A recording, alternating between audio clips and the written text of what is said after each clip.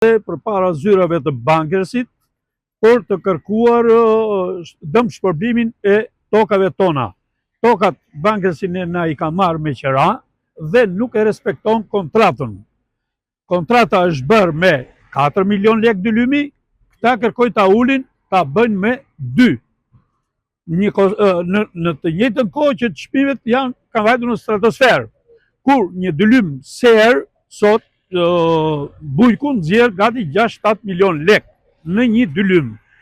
Ky ka marrë gjithë tokë edhe nuk na dëm shpërblen. Ne kërkojmë nga bankersi të na i ngrej çmimin, jo të na i ulin.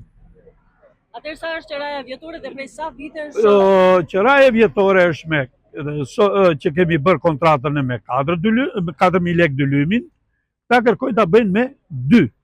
Dhe përsëri nuk janë të rregullt. Edhe me 4 këta ne i vonojnë lekët. Ne kanë vonuar nga 6, 7, 8 muaj.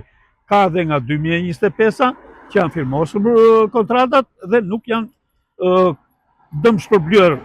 Është hera e parë në kaq vite që ka patur një ngërç të tillë? Po, neve në saqe kompania Bankers me kanadezët nuk kemi pasur asnjëherë shqetësim. Brenda muajit, firmose sot, brenda 15-20 ditëve ne mirën blek. Dhe sa banor firmosur? Neve duhet bëhemi rreth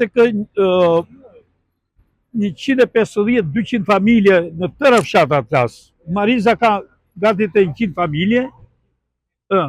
Nuk e di numrin eksakt, po në bazë qeshjeve që shikojnë atje, duhet të jenë të 200-250 familje. 800 nuk e di. 850. Po, të mos abuzoj me numrin sepse nuk e di të numër. Atëherë ju çfarë kërkoni? Ne kërkojmë që këta o të zbatojnë kontratën me 4 milion dhe të jetë në rritje jo në ulje, ose ta pishin kontratën e të na i kthejnë në tokë buke, në gjendje më pashme, sipas kontratës që kemi. Nëse nuk do gjendet një zgjidhje? Në rast se këta nuk do na japin përgjigje sot, neve do të vazhdojmë në vendburim.